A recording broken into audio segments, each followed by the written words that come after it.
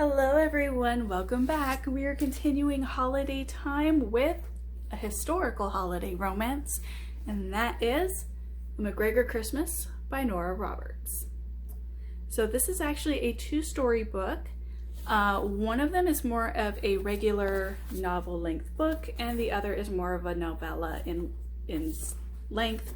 So we're just going to go ahead and do both of them in one review. This is part of Nora Roberts' well-known McGregor series. They're the only two historicals that I am aware of for that series. The rest of the stories take place in modern era, and there is another holiday romance that takes place towards the end of the series. So the plan, if I can swing it, is to review the rest of the McGregor books come November, leading up to December, and we'll start off the holiday season for November with the McGregor Brides. So let's hope that that works out. 2020 was a trip. Let's hope the 2021 does not follow suit, right? So that being said, let's get on with the review. The first story is Rebellion, and this is the story of Serena McGregor and Brigham Langston, Earl of Ashbourne. So trigger warnings for this story include rape, violence, scenes of war, as well as flashbacks. So we're actually going to start off with the prologue, which is pretty important, which takes place in 1735. Serena is home with her mother, her younger siblings, her father, and all of the men from their village have gone out hunting, and some British soldiers show up at their home. And there's something of an altercation that happens that basically ends with Serena's mother being viciously beaten and raped. And the homes, all of the homes of this village are basically burned down to the ground. And Serena is somewhere between the ages of 6 and 8 at this time.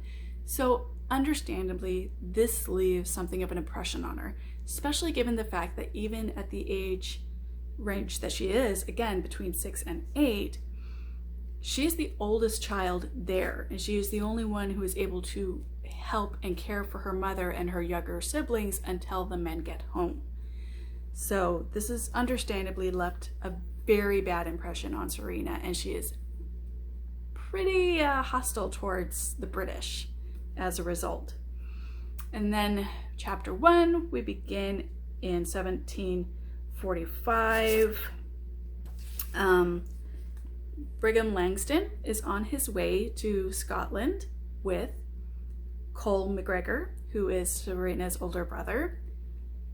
Brigham is actually one of the few British men who supports Prince Charles's claim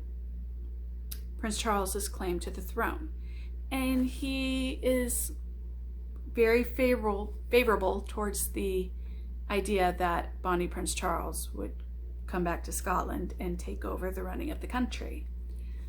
So the two of them are going back to the McGregor home, again, Scotland, and it's right around holiday time. Understandably, Serena is not terribly happy with this when she finds out that her home is now going to be host to a British nobleman, and she's very hostile towards Brigham from the very beginning. And it gets worse as the attraction between Serena and Brigham grows.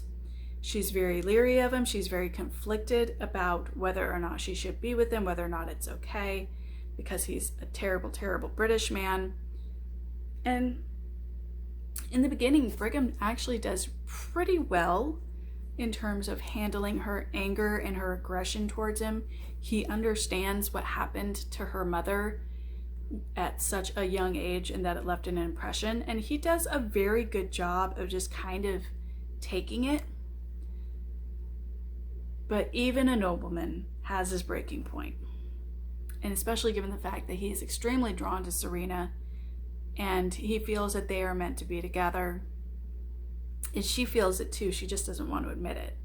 So there's a lot of we'll say animosity and chemistry all at once between the two. And a lot of the story is prep for the upcoming rebellion, but also the two of them figuring out how they feel about each other. And they end up getting married before the rebellion starts. There is something of a secondary romance that happens between Serena's brother Cole and her longtime friend who is there visiting. And that one's a little bit more of your stereotypical best friend and brother romance, where obviously Serena's friend had feelings for Cole since they were kids. Cole couldn't see her for dust growing up, and then she comes to visit and he's kind of gaga over her, and it's just kind of where it goes. They do get into the actual rebellion. They get into what happened after the rebellion.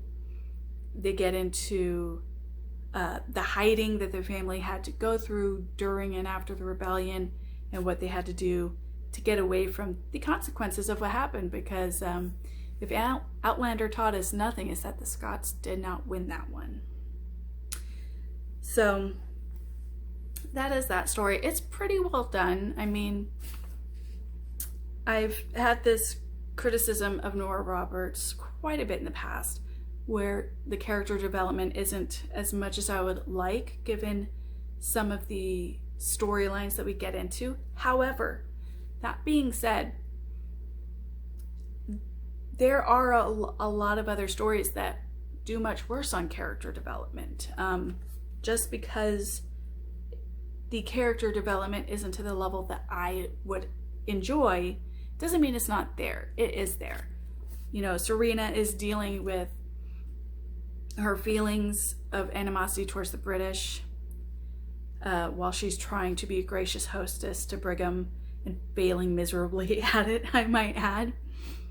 Her getting past that and being willing to accept the fact that she does have feelings for him. I mean, that's a pretty big growth. And then you add to that the fact that there's also this excitement and fear going on, because the women know that something's coming. They know there's a rebellion cooking, so to speak. They don't know the exact ins and outs of it. They don't know the exact ins and outs of it, but they know that it's coming, and they know that they're going to have to be prepared. And Brigham is pretty upfront. I mean, he's very loyal to his Scottish friends. I mean, it says a lot that because of the courage of his own convictions, he's willing to essentially betray his own country to do what he believes to be right in supporting Prince Charles. So they're both very strong-willed characters. And once they get past their initial conflict with each other, they're a very great couple, even if they do drive each other completely crazy, which they do. And then you also have the family dynamic. You have the dynamic between Serena and her mother, and her being very protective of her siblings, because again, she'd been the oldest one there when her mother had been assaulted. So she has this very deep need to protect all of her family. But she also has to come to terms with the fact that she can't go out to war. She can't protect her family the way she would like to.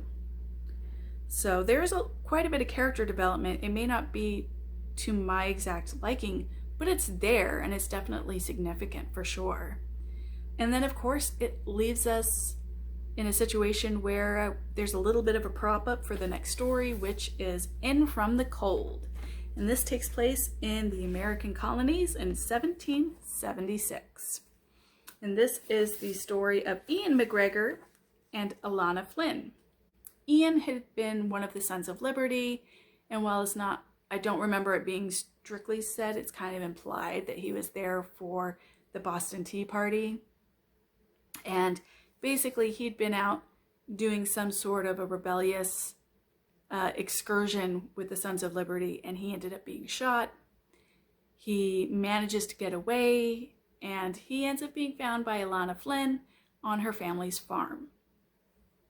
Alana lives on a farm with her father and her brothers, She herself is a young widow, and understandably, some chemistry develops between Ian and Alana.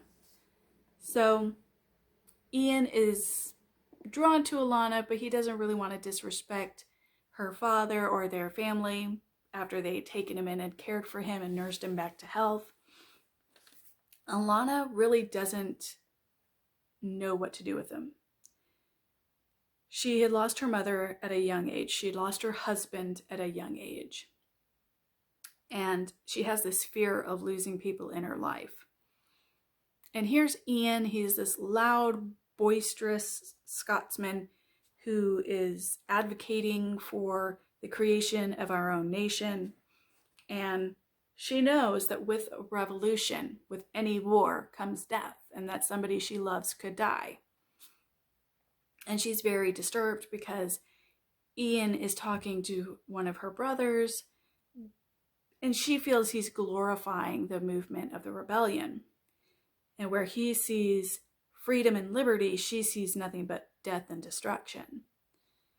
And as they get to know each other, feelings develop, and they fall in love. But there's definitely the conflict of interest because Alana is terrified that if she were to marry Ian and he were to go into war, that he would not come home. And this is really the major conflict once they come to terms with their feelings with each other. Because he is very much a rebel at heart. I mean, he was the child of Serena from the previous stories, brother Cole and his wife. So it's very much ingrained in him to be a rebel. It's very much in his nature to be that way.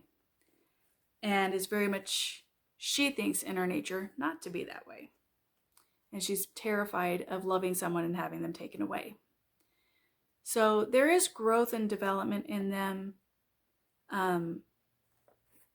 It's a little bit more abrupt than in Rebellion.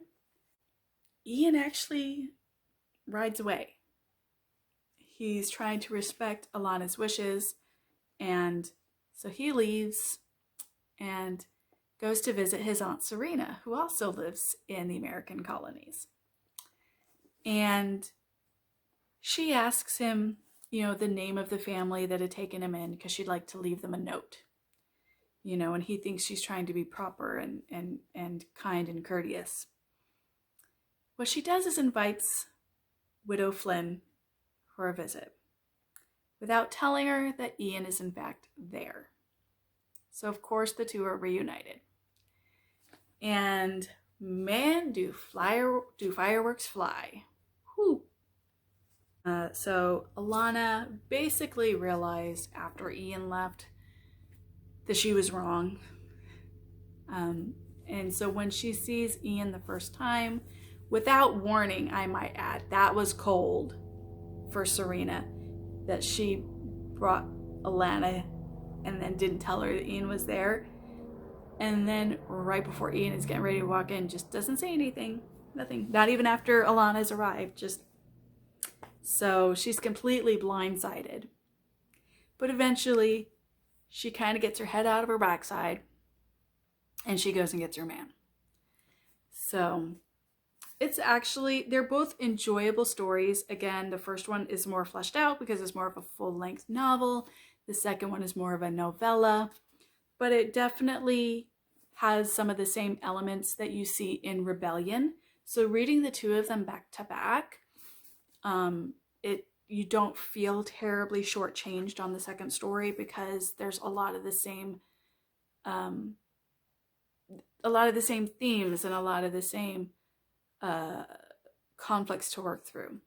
Some of them are different, some of them are newer, but a lot of them are the same. So I'm not going to lie, the McGregor series by Nora Roberts was one of the first series that I started reading. Nora Roberts was one of the first romance authors I really read a lot of books from. So I definitely have a nostalgic place in my heart for these stories. They're, whether it's the type of character development you like or not, like I said, it's there. And it's definitely better written than some other stories that I've read recently, like the last one.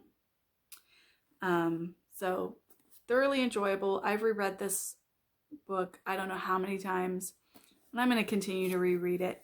So I'm going to give this book a 3.8 out of 5 stars. I hope this review was helpful to you in deciding whether or not you would like to try any of the McGregor series.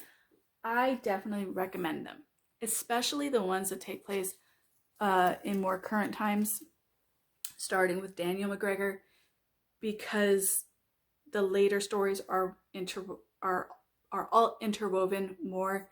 So just like we saw with the Three Sisters trilogies, you're going to get more character development as the stories progress, which is really nice. Where I really have a problem with Nora Roberts, I think, is when it's more of a standalone story, which thankfully there aren't too many of them. She does more series, so you get the flesh outs from those characters.